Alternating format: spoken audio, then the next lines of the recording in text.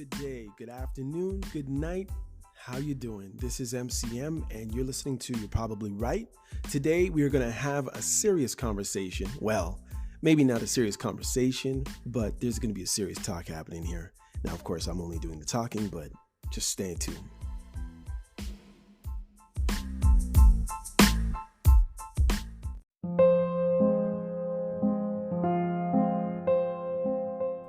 Hey everyone, how you doing? Thanks for stopping by again to You're Probably Right. I am your host, MCM. I'm so happy you're here. I'm gonna double up on something. Sorry about my voice. I hope you can withstand the weird sounds that are coming out of my mouth.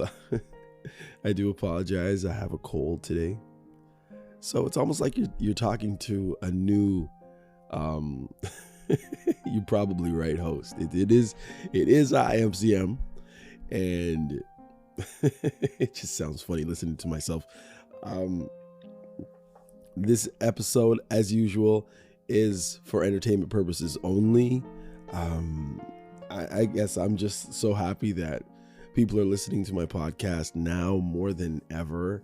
I mean, I'm not saying I'm a huge conglomerate of a podcast. I'm not a Joe Rogan or a Pivot or, the big ones.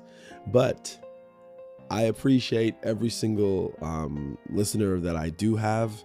I hope that there's some way in which I positively affect your day-to-day or your thought process at some point within the last year, or whenever you listen to my first episode of whatever episode you listen to. I'm really proud that I decided to go this route of not just trying to jump on every bandwagon topic that everybody is talking about. I could be sitting here talking about Donald Trump and whatever effects he's had on society since he got into office. I could be talking about Israel, Gaza, Hamas, all the stuff that happened in the Middle East. I could be talking sports, which I've done before. I could be talking about the Israel-Palestinian conflict. I could be talking about gas prices and electrical vehicles and Tesla and Elon Musk and what happened there and everything that happened with Alex Jones and, the stuff that has been, going crazy over the last years and the different things that's happened between North America's countries and their treaties and, and such, or anything that's gone on in Europe, the presidency, the monarchy. But, I've decided just to keep it just straight up on topics that affect people no matter what's going on in the world, no matter who's popular, no matter who is bashing Muslims or bashing Jews or killing Christians. These are the things that are going to be going on in society for years to come, and there's so many people who are talking about these things. But what I've noticed is that many people are doing the same topics. And also they're spending hours and hours and hours talking about famous people from rappers to singers to athletes to actors, and the different shows that have come out and stuff like that, and maybe movies. I mean, I could talk about movies for days. I'm a huge movie buff. I've probably purchased over 1,000 movies myself, be it from VCR days to DVDs to Blu-rays to MP4s and back in the days. But I'd rather talk about life, love. I like to talk about God. I like to talk about things that affect people's day-to-day struggles.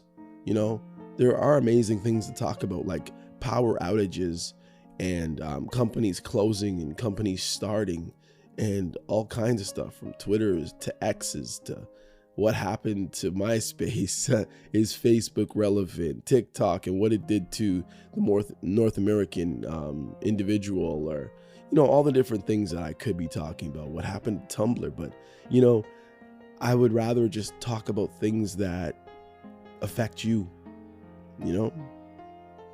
So today I'm going to actually piggyback off of my last episode, which was about time. And I'm not so sure that I really got into what I wanted to get into. The issue with me and someone like me who makes podcasts is that I really want to give you the dirt. And it's not necessarily I want to give you the dirt on someone else's life. But in many cases throughout my life, I see myself as an example.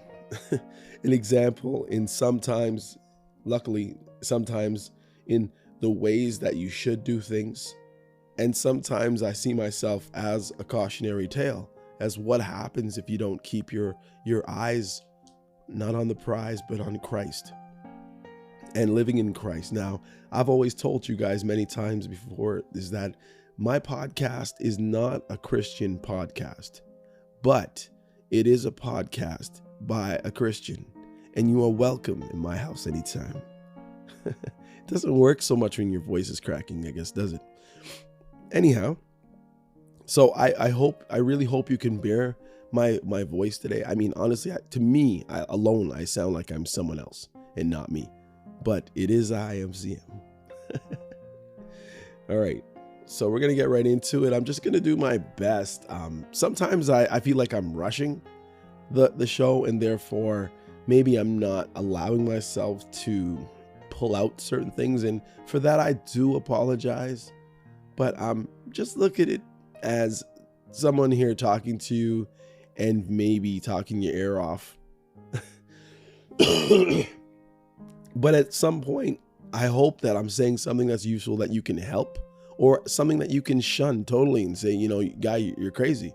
But you are right about those 3 topics that you talked about, or those questions that you answered first. But this thing, you're off. But that's what my podcast is geared to do, is to make people think. You can pause it, go back and do whatever you were doing before and come back to it, and you know what I mean? And really, really mull it over. Maybe talk to a friend, a spouse, a sibling, a pastor, someone who may know a lot more than I do about a certain topic or many topics. But, it's here that you can come to start a conversation about many things.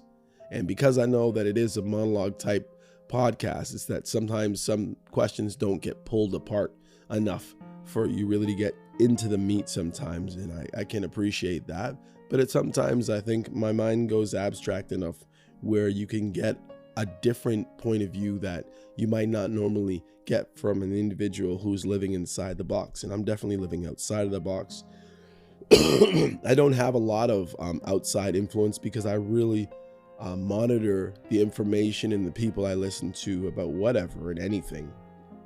Because I realize we live in a day and age where people are getting tainted just by being around other people who are tainted by other people, and so on and so on and so on. You know what I mean?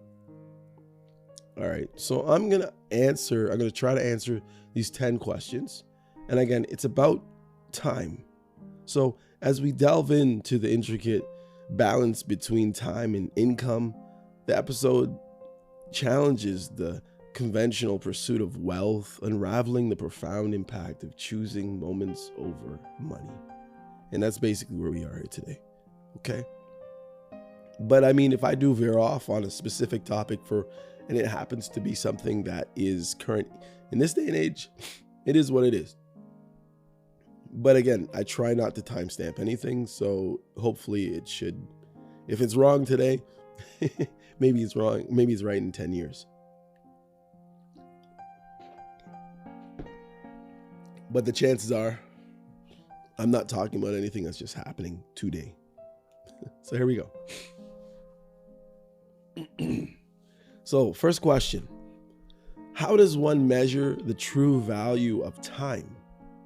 especially when compared to monetary gains. You know, and I was thinking about this yesterday. I actually attempted to try to do this podcast yesterday, which is really funny. But it didn't work out because I tried to record on my phone. I figured, it's HD sound, high def sound, and but then, I can't noise cancel. There was a lot of noise going on in the background, not to mention I was lying on my side trying to do a podcast. So now I'm back at my desk, 3 screens staring at me, and yeah, here I am. Anyhow, time. And, how does it measure? How do you measure the true value of time? Well, all I know is, keeping it very basic and very simple, is that it takes time. It took time to make money. Now, did it take money to make time? No. In other words, I'm saying somebody had to decide that they were going to make bills, of different denominations, or they were going to have to press coins. Somebody had to take the time to create the art on the coins. It took time. Just think about that, okay? All money took time to make. Time out of somebody's life. You understand? And when you think about life, because time is life, right? When you use those 10 seconds that I've just blown just now, you're not getting it back. Those 10 seconds are gone. You understand? You're older than you were 10 seconds or 30 seconds now ago. And the value of it. Think about anybody, if you've ever been around anybody who is close to passing away. I'll get into a personal, I was going to even talk about this, but this is the best example. So, I've often talked about my sister who passed away from cancer. She was my best friend. Even though we didn't spend that much time in our later years together, she was the person I thought that I was going to probably end up growing old with. I envisioned me and my sister living in a condo somewhere with nice furniture. Maybe it's around, if you close your eyes, but obviously you can't close your eyes if you're doing something, but just try to picture it. And I mean, if you don't know what my sister looks like, maybe I should use her as the picture on my thing. I'm not sure, but I'll think about that. But you know what? I think I will. That's a good idea.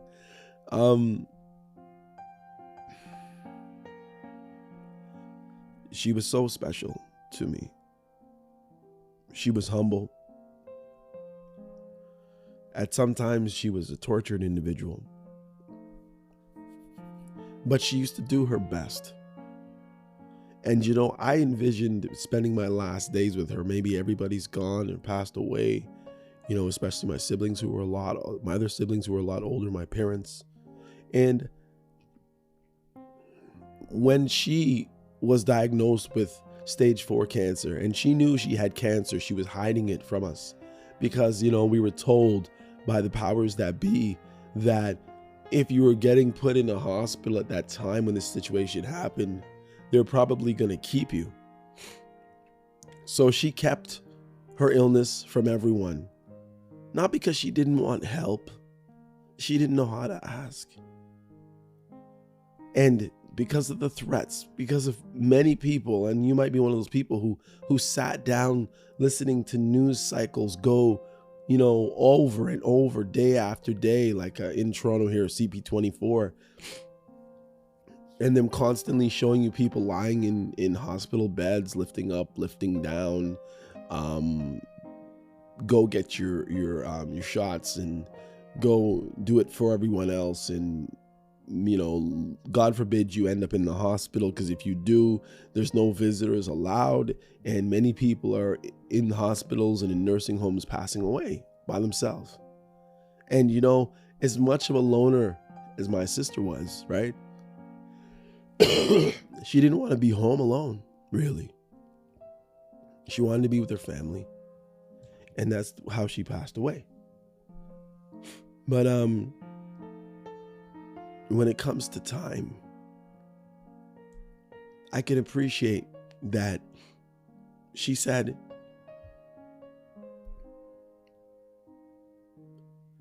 you know, I didn't even, and she said my name. It's probably more powerful if you heard, but I try to.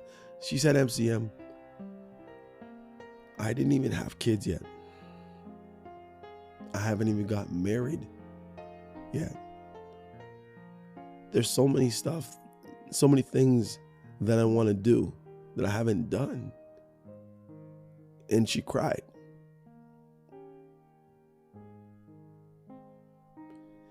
And the funny thing is, I don't even know if she lived another 20 years, if any of those things would have changed or could have changed for her. But, the funny thing is it just waned on her that, these are things that she could have done with her time. And I think it was hitting her that she just spent all of her life trying to do what mom and dad told her to do, trying to take care of mom and dad when they got sick, taking care of nephews and nieces and godchildren and friends of the family's kids, and and doing it. And sometimes I knew that she was like overrun by it, but it's like it snowballed, and she just allowed it to overtake her life. And I guess there was nobody there fighting for her. I was there, just younger brother, trying to just live my own life. And sometimes I would see that she probably needed to be doing something differently. But although sometimes she would kick and scream a little bit within herself or just quietly with me, she was assigned to just doing for people and helping people. But when it came down to it, the end of her life, she never said, I wish I became this or that. She did education, didn't work in the classroom so much, but she did online education and she got her certifications. But at the end of the day, those weren't even fulfilling for her. It wasn't time when she graduated to go fight for these high-paying jobs and live these certain types of life. She did spend her life doing what she wanted to do, but I just noticed that I feel that if she had a new lease on life, she probably would have decided to do a few things differently. But I realized the pain in her voice that, it was time. It was what she did with her time. And not even that what she did with her time, it's just that she wanted more time kind of to do other things as well. She tried to pack a lot into a very, very simple life in her mind, even though in reality, what she'd done for her life probably was all she could have handled. So, in reality, again, it's like, I don't think that most people, when they're passing away, say they're 90, 50, 40, do they ever say, you know what? I wish I made more money. But I can bet you 90% of the time, at least, unless it's a really eccentric person, they're going to say, you know what? I wish I had more time. Wish I had more time with you. I wish I had more time to do some of the things that I really wanted to do that I didn't feel comfortable doing. But now I would basically do anything just to redeem the time, not the money. So how does one measure the true value of time, especially when compared to monetary gains? It's certainly what you spend your time doing, not the money you spend while you're using your time. Can you share a story where someone chose time over money and how it positively affected their life? Well, that one's simple for me. The simple fact is the matter. My mom used to tell me as a younger child, and as she was a younger woman, she would say, I had a job in a lab before you were born, but when you were born, I had to stay home with you a little while, and I lost that job, and I changed my job to nursing. And, I realized that she changed that, and she did for me as a little boy. She decided she wanted to have another boy, obviously, or another kid. So first of all, that's her decision, even though I'm the one who popped out. But she definitely chose family over monetary gain. If my parents decided not to have 4 kids and then take care of my aunt and her kids, or at least put them up, not to mention my uncle and a couple friends of the family, they could have been more prosperous. But, when I look at their lives, both my parents stayed married all my life. They both worked over 20 and over 35 years at one job. And they're both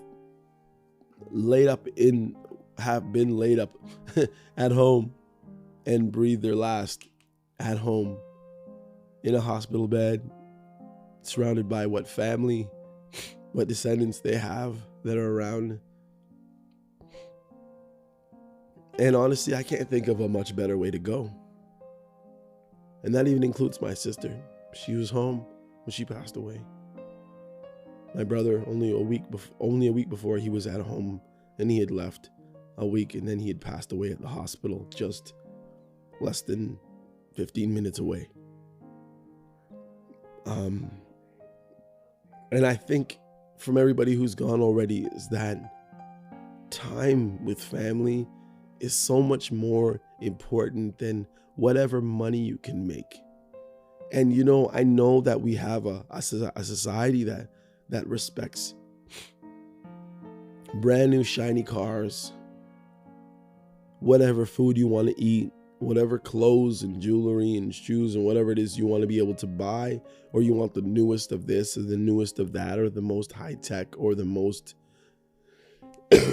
new, whatever it is, new program, new video game.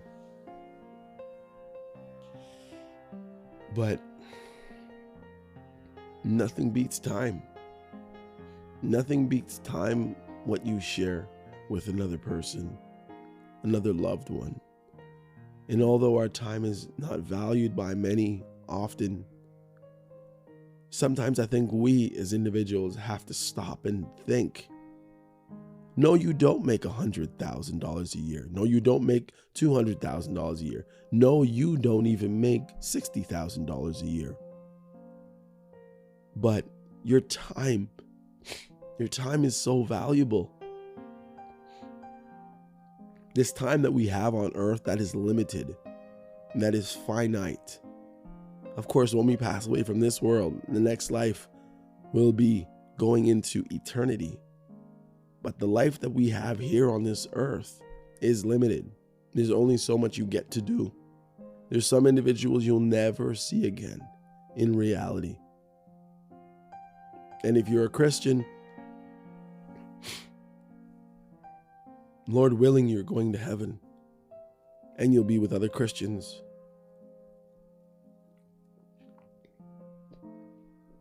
And because we're not going to be studying war and pain and suffering in heaven, we probably won't even remember the people that don't make it to heaven.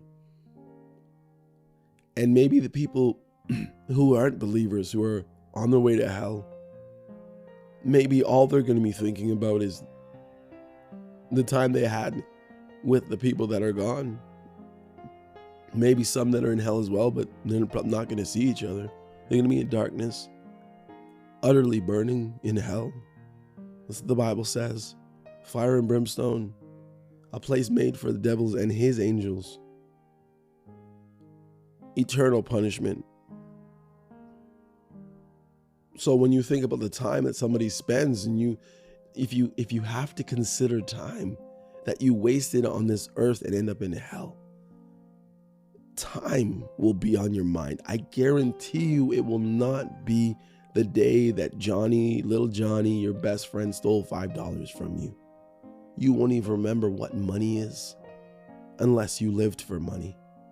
But even if you lived for money, you'll realize that money has no value and it is a mirage. The time that you spend fighting over someone making more money. Go get another job. I need you to make this much money so we can live this lifestyle. Huh?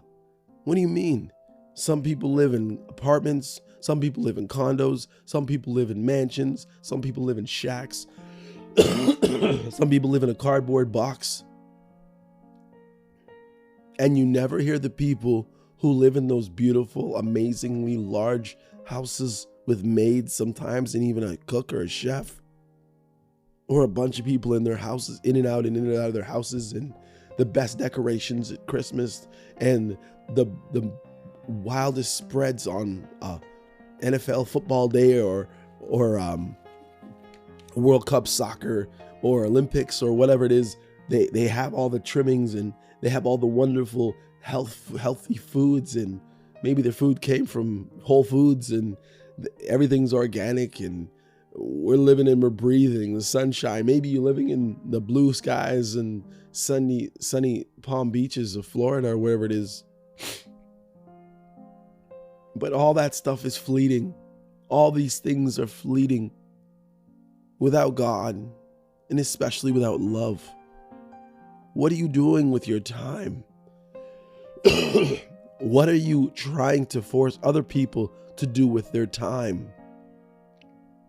Can't you cut your losses or cut your expenses to live a more developed, nice, wonderful, peaceful life that you think you're striving for by getting the best house, the best furnitures, the best fixtures, the best finishings, the best neighborhoods, the best cars, the cleanest this and the nicest lawns and all that stuff? What are you wasting your life on? People spend their lives amounting all types of things. Papers that say doctor and masters of this and undergrad that. And then what do they do after they get the job, have a couple kids, they're working for a time? What are they dying to do? Go on vacation, to spend some time away from all that stuff that they spent their whole life trying to get.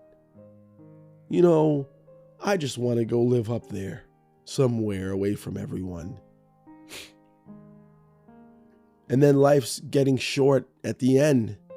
And they're like, I don't need to be way up there. Yeah, it's beautiful to look at the birds in our bird feeder and look at our lawn and talk to my friends and do all kinds of stuff. Oh, my friend passed away and I don't really have much stuff to do when the weather isn't so great. And I wonder what happened to my little nephew or my little niece or my little daughter or my little sister or my little brother or my big brother or my mother or whoever. You realize that your time is up and you didn't spend your time with the people that you care about, or the people that you care about and wanted to spend time with have no time for you.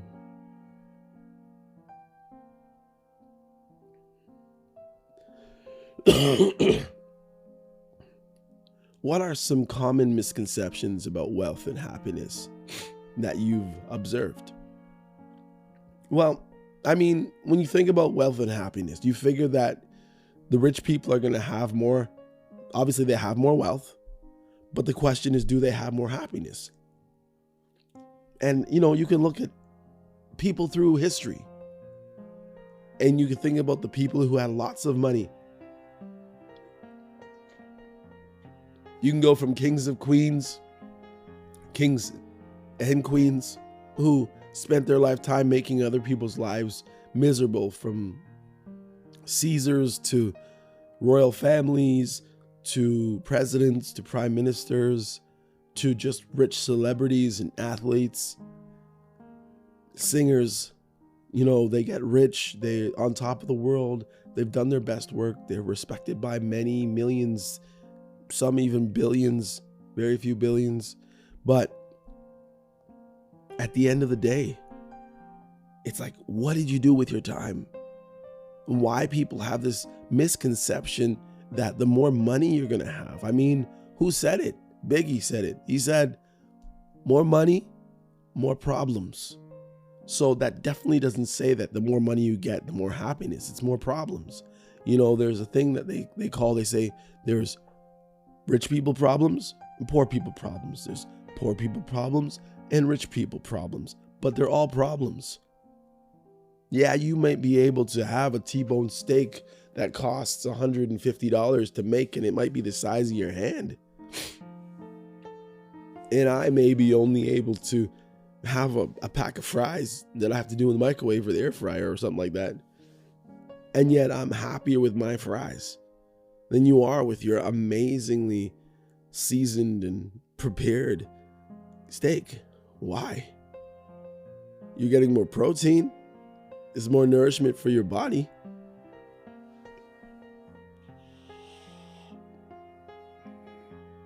Because the wealth, the wonderfulness, the greatness, the grandioseness of anything doesn't necessarily mean that your time is being well spent. Yeah, you wanted that amazing job with more responsibility and higher pay per hour. But you didn't think that that job would stress you out so much that by the time you had to actually leave the job, which you're probably going to try to leave early and retire early anyways, is going to be the reason why you need to leave early and retire anyways, because the stress, it's a burnout job, and now you're burnt out. And why are you burnt out? Because you spent your time on the wrong things, for the wrong things, on the wrong people. It makes a difference in what you do with your time.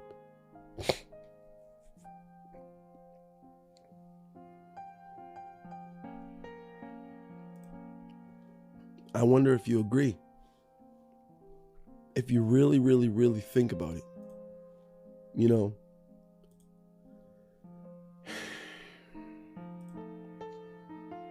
It's just been something that I've been thinking of, because I realized that there was an individual that I've done a lot of things for.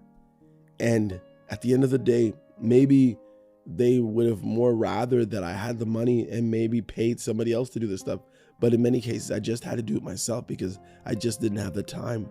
I just didn't have the dough, but I had the time to do what they needed to get done.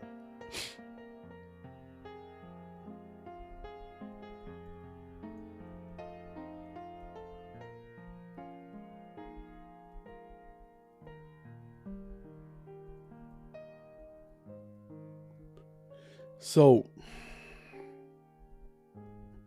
I think about this all the time of late, of how I spent my time, and not even how I spent my time, because I'm happy that I spent my time on the people I spent my time. I just wish that those people valued it. And when I look about it and I think,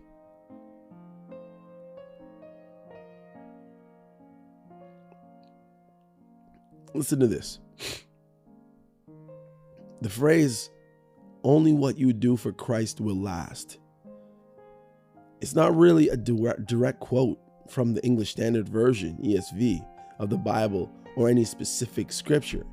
It's a sentiment that reflects a Christian's perspective, emphasizing the importance and enduring nature of actions done in the service of or in the name of Jesus Christ. The concept is echoed in various biblical passages that speak to the impermanence of worldly achievements and the lasting value of spiritual or Christ-centered deeds. For instance, in Matthew 6:19-21, the ESV version says, Jesus teaches about storing up treasures in heaven rather than on earth. In 1 Corinthians 3:11-15, Paul talks about the foundation that is in Jesus Christ and how each person's work will be tested by fire.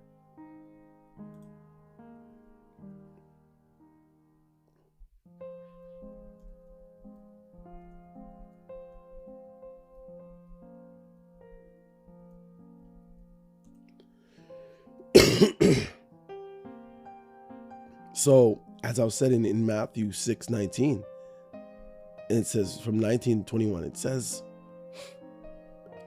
do not lay up for yourself treasures on earth, where moth, rust, destroy, and where thieves break in and steal. But lay up for yourself treasures in heaven, where neither moth nor rust destroy, and where thieves do not break in and steal. For where your treasure is, there your heart will be also. And I can honestly say that sometimes I'm wondering, every once in a while I think, if somebody breaks in here, what are they taking? Might steal my passport. If I'm sleeping, maybe they got my keys and they're off with my car. And I always leave my keys in a nice opportune place. Like if there's a thief creeping around the place and want to take something and they decided they want to take my car keys are way over there. So if you break it in, please just take what I got and leave me alone. That's how I feel about it. The first time I got anything of value stolen from me was my mixer. I always talk about this and joke about this because I realized that this was at my parents' house and it was in, I think, the late 90s, early 2000s. And it was a bunch of us on the street and we were hanging out. It was this hot summer day and it got really hot and we got really bored. And I had a music mixer outside. One that you would set up to turntables back in the day, record players, for those of you who don't know. And I went inside like everybody else. We said we'll come back in when it gets a little cooler, about 2 or 3 hours. Came back out, my mixer's gone. One of the kids stole it. I think about it's funny, but it was the most valuable thing I had owned at that time, and I really wanted to be a DJ. And for whatever reason, one of my friends, so-called friends, decided that they needed to take it. They took it. And I always remarked to myself, I said, I could have beaten up 2 to 3 of those kids at the same time, at any time. And yet this person had the gall to creep back, open my garage that usually makes too much noise for anybody to open without me knowing about it, and take my mixer. And I can honestly tell you, the years upon years upon years that my family lived in the same house, that was the only time anyone did that. But it's, for me now, and I look at life, I wouldn't have probably become a DJ because I wasn't that into it in the first place. Like I wouldn't have been that dedicated to do it day and night and day. But it left me with a story to tell. It left me with wondering, I wonder which one of my friends really weren't my friends. In all the time I spent with this person and they were just thinking of robbing me. Obviously it's not at the same level, but I think of Jesus and Judas Iscariot in the Bible. when Judas betrayed him with a kiss. And you think about all the time Jesus spent with this guy. Washed his feet, fed him, taught him, was nice to him, was loving to him, and then he betrayed him after everything. And I think about the same thing with the kids on the street, and someone would take my mixer. I know it's not really a good example, but it shows you of like maybe level point 1, and then level 100 with Jesus. And the betrayal. It's betrayal over that time. The effort that's been put into you. And effort takes time. You got me? So think about 1 Corinthians 3, verses 11 to 15. It says, "For no one can lay a foundation other than that which is laid, which is Jesus Christ. Now, if anyone builds on the foundation with gold, silver, precious stones, wood, hay, straw, each one's work will become manifest, for the day will disclose it, because it will be revealed by fire, and the fire will test that sort of work each one has done. If the work that anyone has built on the foundation survives, he will receive a reward. If anyone's work is burned up, he will suffer loss, though he himself will be saved, but only as through the fire. And you just realize that spiritual pursuits are so much more important than the deeds done in line with earthly materialistic endeavors. The lighter the weight, or the lighter the work, wood burns faster than gold, than silver, than precious stones. But believe you me, they all have their burning points where they will be burnt up to nothing. But what you do for Christ will last.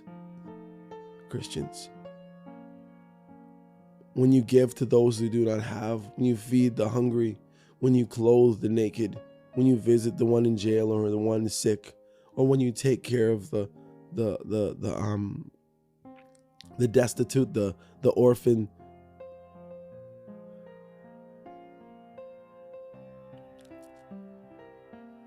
the widow, the homeless just walking around, spending most of their days just thirsty. It's the time. It's the good deeds you'll remember.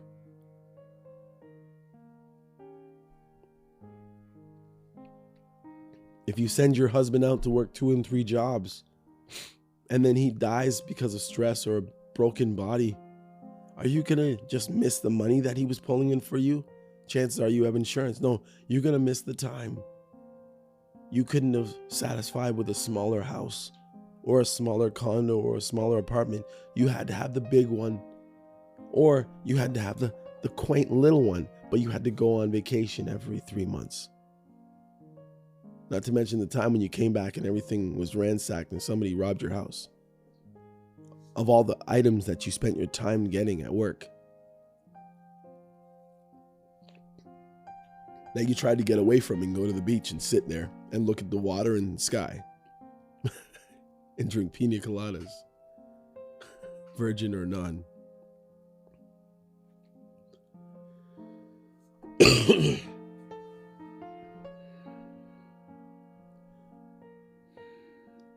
How do societal expectations about lifestyle and success impact our appreciation for time?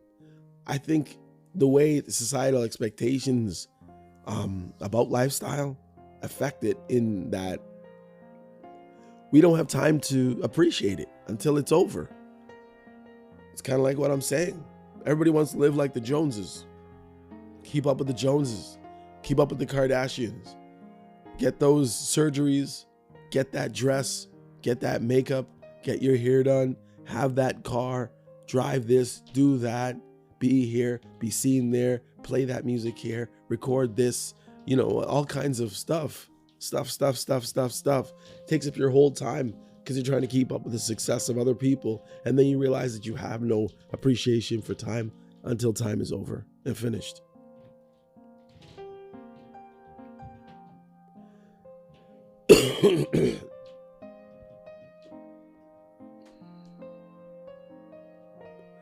I think I've beaten a dead horse. I'm not going to answer any more of these questions. But I implore you, if you've wasted time doing what everybody else thinks you should be doing, stop. Figure out what you should be doing. Open your Bible.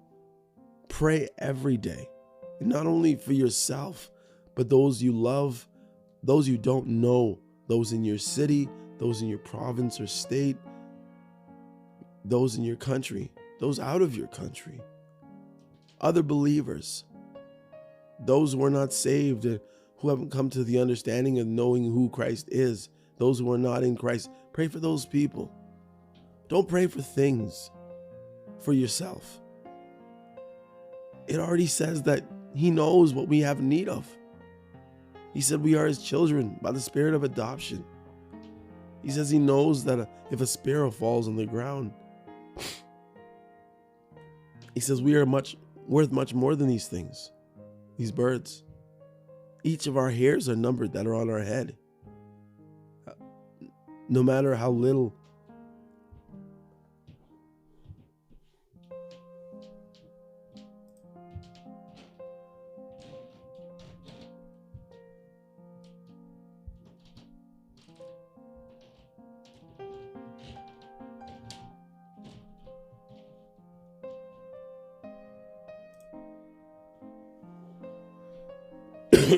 So just think about your time that you need to spend with those who love you or those who need your love. The time that you pray, think about those who need your prayer. He knows what's on our mind. He knows what we need. But he wants us to come to him regardless. He's sovereign over every situation and everything that happens. So just remember that, okay? Hopefully I've beaten this to death. I mean, it's only 45 minutes I've been talking, but just think about how you spend your time and think about other things that you possibly could be doing instead. Or be satisfied where you are and not be stretching out to be, covetous, trying to be covetous to try to get everything that everybody else has. Or look at this shiny penny over here and you need a shiny penny over there. You know what I mean?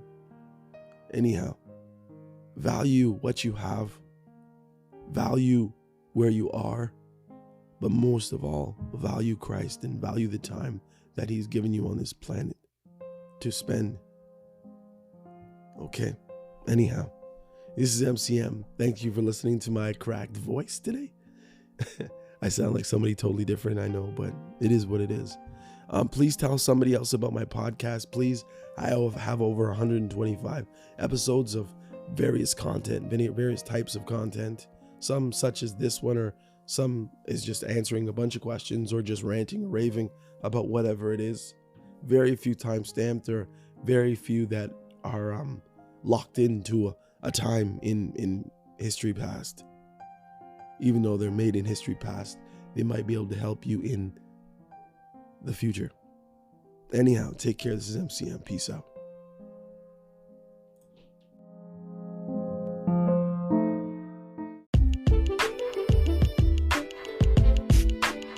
Hey, come check out You Probably Right podcast. Society is getting more unpredictable every day, but at the same time, predictable in its unpredictability. Say that 4 times real fast. Come with me as I attempt to find clarity in all the fog while staying way outside the box and kicking the box way down the road with my size 12 dogs. I use the Bible, experience, education, fortune, misfortune, life's lessons, life's mistakes to sort through all the mess. I talk about news, God, God, self-help, sports, sickness, health, music, parenting, love, humbleness, hurt, pain, joy, and all the things that might make you say, I never thought of it that way. Hopefully, anyway. Also, I take a stab at answering tough and not so tough questions, and all the while understand that, listen, sometimes you end up in the hot seat and there's no thermostat. Well, that's how it is here. And because there's no topic, very few topics off the table, Torontonians will understand that Doug Ford reference there. Hopefully the podcast will be helpful and uplifting. And hey, maybe you'll find your own private Idaho here somewhere. Hope to see you soon.